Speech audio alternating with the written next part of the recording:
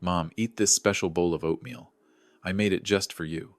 I was standing in the kitchen holding a cup of tea that had already gone cold. Through the fogged glass, I watched my son lean in and quietly slip something into my wife's bowl of oatmeal. Strangely enough, I didn't shout.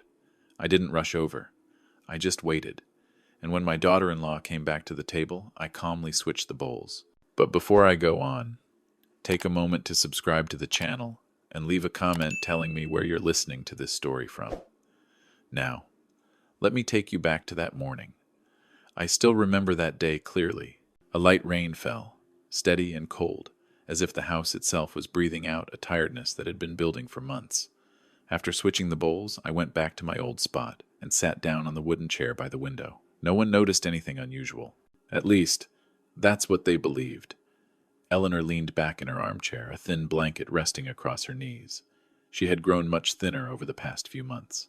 Not the natural thinning of age, but a slow, quiet wearing down. Every morning she ate a little less, spoke a little less, and looked at me with an apologetic gaze, as if her weakness were somehow her own fault. Caleb stood by the dining table, one hand resting on the back of Brooke's chair. He always held that pose whenever he was near his wife. A habit learned and practiced meant to make him look like a protective man. But I noticed his hand never actually touched Brooke. It hovered close. Always a small gap. Just enough to pull away instantly if needed. "I cooked it thinner than yesterday," Caleb said, his voice calm and even. "The doctor said Mom needs to eat enough to regain her strength." Which doctor, I wondered. For the past 4 months, I had been the one driving Eleanor to her appointments.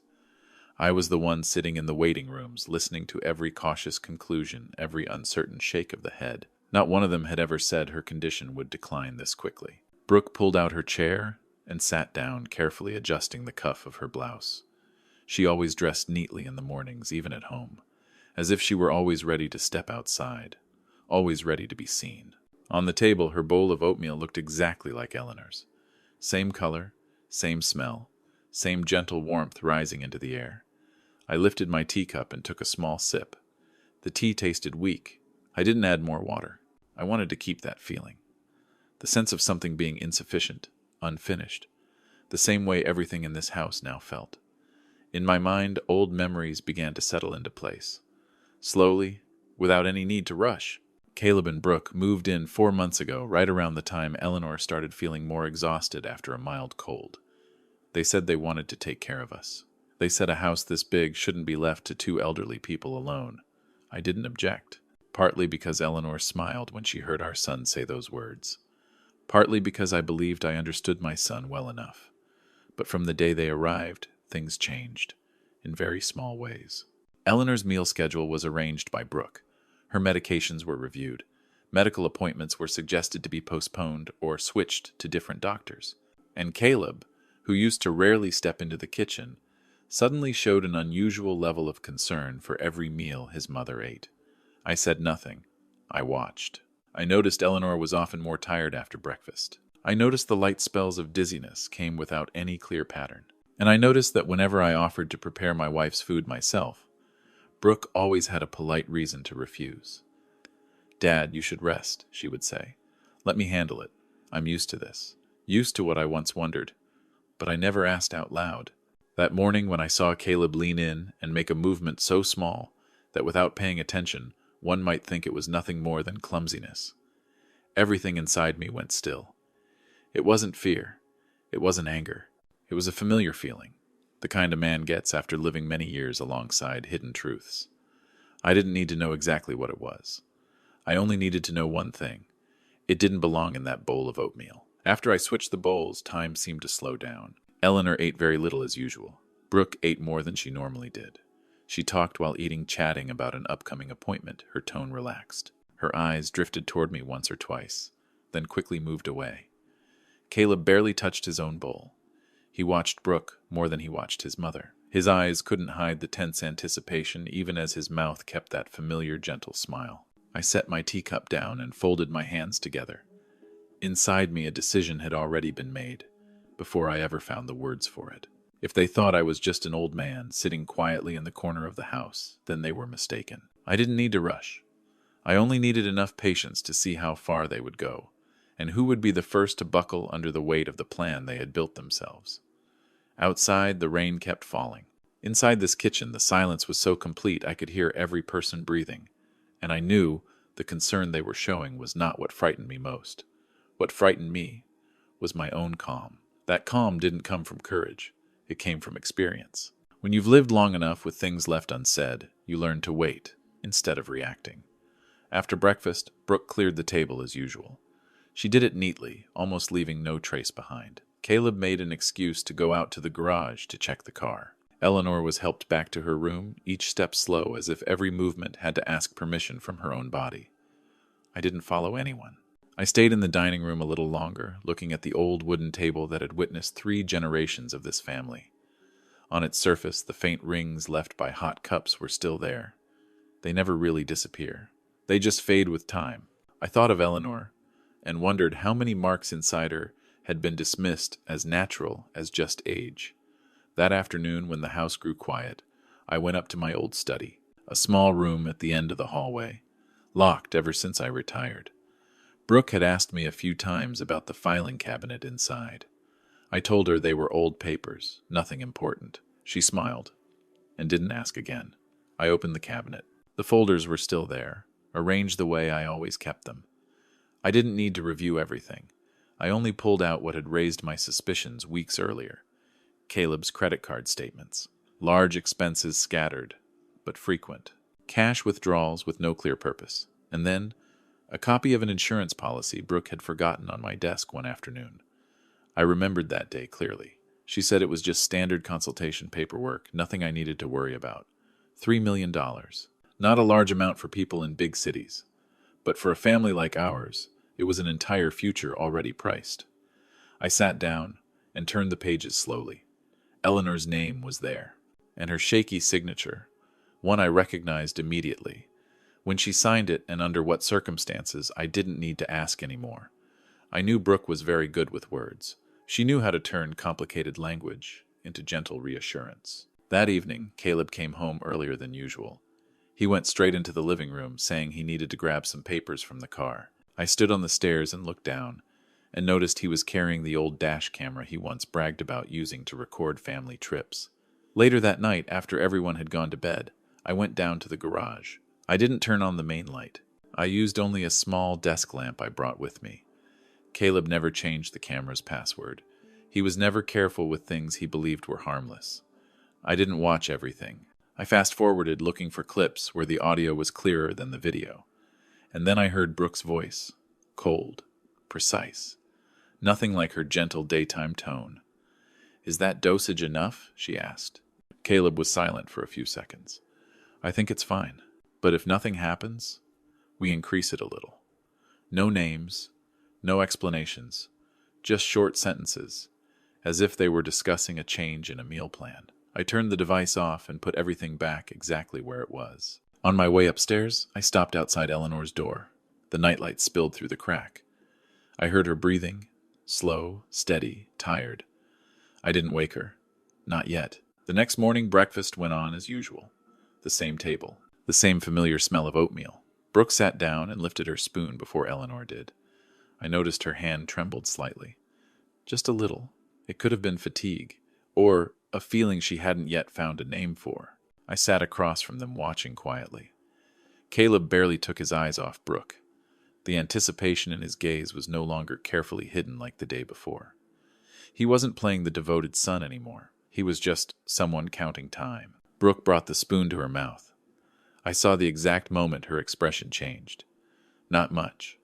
Just a quick frown, quickly masked by a strained smile. "The oatmeal today tastes different," she said, trying to sound normal. Caleb turned to her. "Different how I don't know," Brooke replied, setting the spoon down. "There's something bitter at the end." I took a sip of my tea, the same weak taste as always. Inside me, my heartbeat didn't change. I felt no satisfaction, only a sharper clarity that the shell they had worked so hard to build was beginning to crack. And once those cracks appear, the question is no longer whether the truth will come out. Only when. Those cracks didn't take long to spread. Just 15 minutes later, Brooke began to change. At first, it was a very small restlessness. She kept shifting in her chair, placing a hand on her chest, then dropping it again, as if she didn't know where to keep her hands. Caleb noticed before I did. He leaned toward his wife and whispered something. Brooke shook her head and tried to smile, but the smile couldn't hold. The air in the dining room grew thick. Eleanor looked up at her daughter-in-law, her eyes tired, but still clear enough to sense that something was wrong.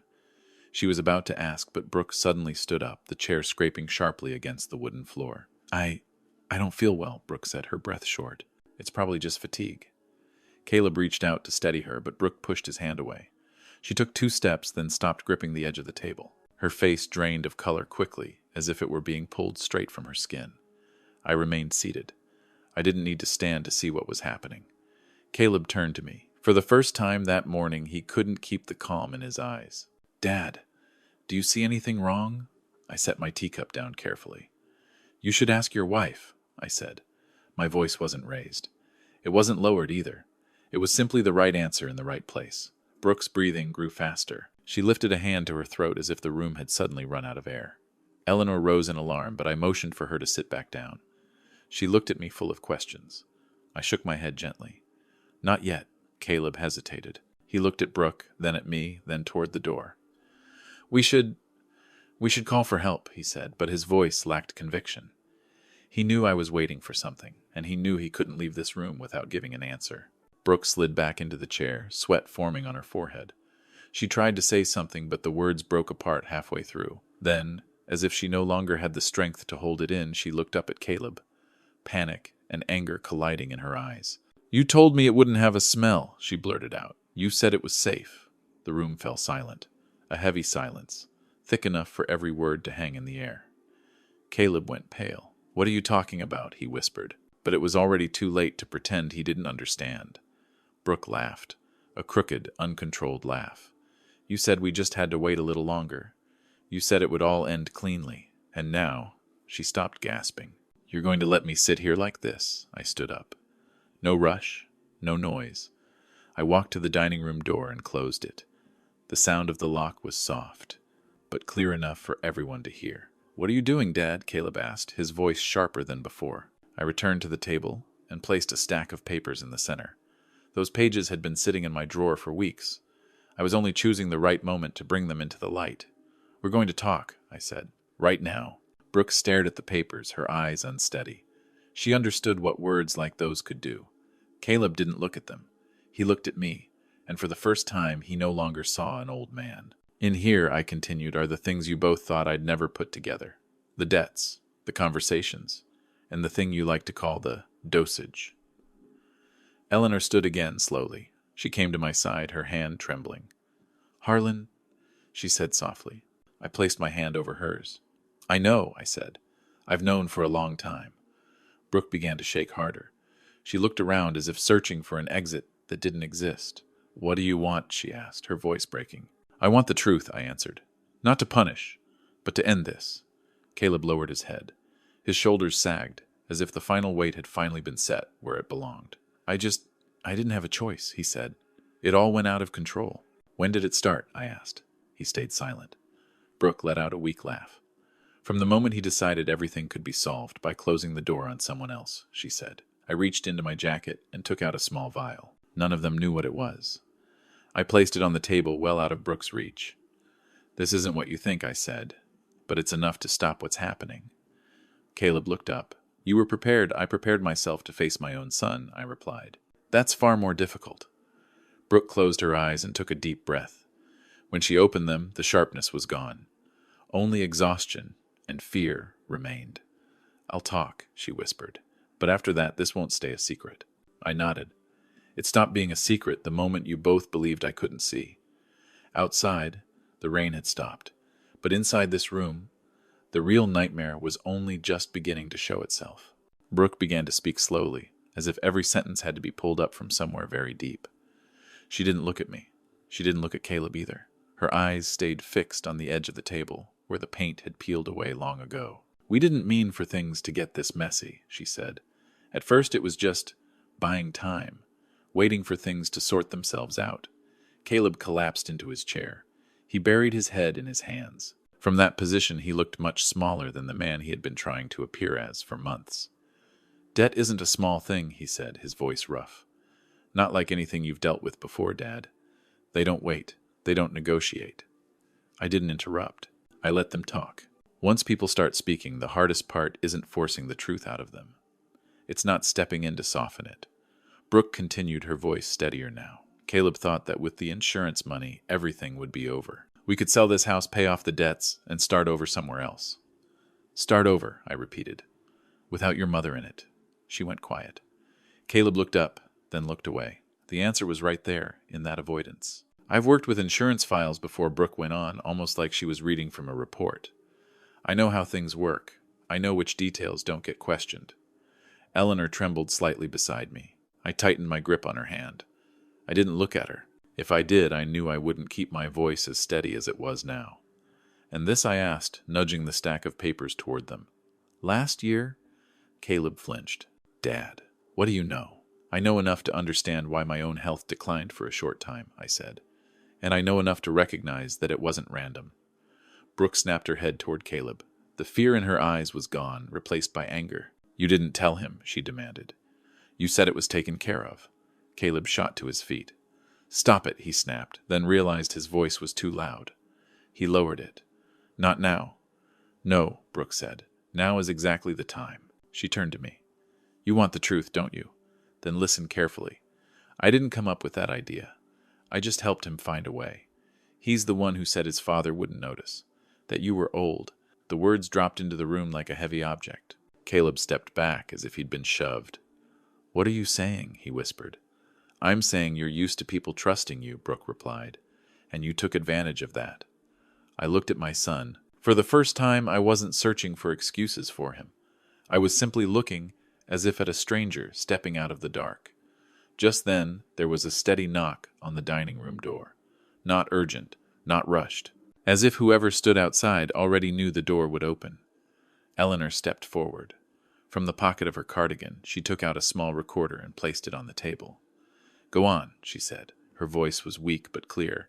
Everything is being recorded. Caleb spun toward her. Mom, weren't you supposed to be resting?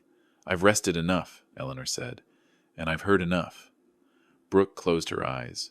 She knew the game was over, not because of me, but because the person she believed to be the weakest in this house had stood up. The knock came again, closer this time. I went to the door and opened it. 2 uniformed figures stood outside, calm and composed. I nodded and stepped aside. Caleb panicked. When did you call them before you thought you still had time? I said. One of them entered, scanned the room, then looked at the papers, the recorder, and the faces that could no longer hide anything. Caleb turned to Brooke, his voice breaking. You said everything would be fine. Brooke laughed. A short, bitter sound. You never listened when I said what fine really meant. Caleb turned to me, grasping for something. Dad, I just need one chance. I looked at him for a long time. You had many chances, I said. You just didn't use them to protect your family. Eleanor stood beside me, her back straighter than it had been that morning. She didn't cry. She simply looked at her son, like someone watching a door close for good. When they were led away, I didn't follow. I stayed in the dining room where everything had begun. On the table, the bowl of oatmeal had long since gone cold. I knew that from this moment on, nothing would ever return to the way it was. But sometimes closing a door isn't about ending something. It's about making sure the darkness never comes back in. The house grew quiet very quickly after they were gone. Not the comforting kind of quiet, but the silence that settles after a storm passes, when everything is still standing, yet nothing is in quite the same place. Eleanor lowered herself into her familiar armchair. Her breathing slowed, deep and steady, as if she had finally set down a weight she'd been carrying for far too long. I stood by the window, watching the rain fade completely. The pale afternoon light spilled into the yard, brushing against the worn walls of this old house. I realized I no longer felt angry, only tired. The days that followed passed quietly. Everything was handled the way it needed to be, step by step, without haste. Eleanor and I didn't talk much about what had happened. We didn't need to. Some things once exposed are best left resting in the light without further explanation. One morning as we sat eating together, Eleanor placed her hand over mine. We can't stay here anymore, she said softly. It wasn't a suggestion, just a truth spoken out loud. I nodded. I'd been thinking the same thing for a long time. This house held too many memories, both the good ones and those no longer meant to be carried. We began sorting through it room by room. No rush, no regret, just choosing what needed to come with us. When I closed the door to my old study for the last time, I didn't lock it. I left it open. A small habit, a reminder that the past doesn't need to be sealed away. It just shouldn't be allowed to control the present. The estate was transferred quietly. No gatherings, no loud goodbyes. The money we received was enough to begin something we had both thought about for years, but never said out loud. We set up a small fund. No big name, no polished slogans. Just a place where older people, those who once believed family was the safest place of all, could find support when that trust was broken. Eleanor was more involved than I was. She listened. I handled the paperwork. Each of us in our role, the same way we'd lived together for decades. Our new home sits near the sea. Not large, not fancy. But every morning when I open the window, I can hear the waves. Steady, patient. Eleanor likes to brew mint tea. The scent drifts gently through the small, clean kitchen. No more oatmeal. No more tense mornings. One afternoon, Eleanor sat on the balcony, sunlight catching in her hair now more silver than before. She smiled at me, a light smile, unforced. "I feel better," she said. I believed her. Not because of numbers or reassurances, but because her eyes had returned to where they belonged. I sat beside her, holding a cup of steaming tea. I thought about family, about what people often call obligation. I used to believe blood was something that could never be cut away. But now I understand this family is not a bond that demands suffering at any cost. Family is what protects us when we are at our weakest, and when that protection is gone, walking away is not betrayal, it is survival. We didn't try to forget. We simply chose not to live inside that pain every day. Some chapters in life need to be closed, not to erase them, but to let the heart breathe again. That evening, the sea breeze was cool and gentle. Eleanor rested her hand on mine. "At last, we're at peace," she said. I looked out toward the horizon where the sky darkened into night. I nodded. This time I wasn't waiting anymore. I knew. Peace doesn't come from holding on to everything. It comes from knowing when to let go. If you stayed with me until this moment, thank you for listening to my story. If it gave you something to think about, please like and share it, so it can reach those who need to be heard. And subscribe to the channel so you don't miss future family stories. The message I want to leave you with is simple. Family is not a place where we endure in silence. It's a place where we are protected when we're most vulnerable. And sometimes the hardest choice, to walk away quietly, is the only way to preserve the last good part of who we are. Thank you for listening.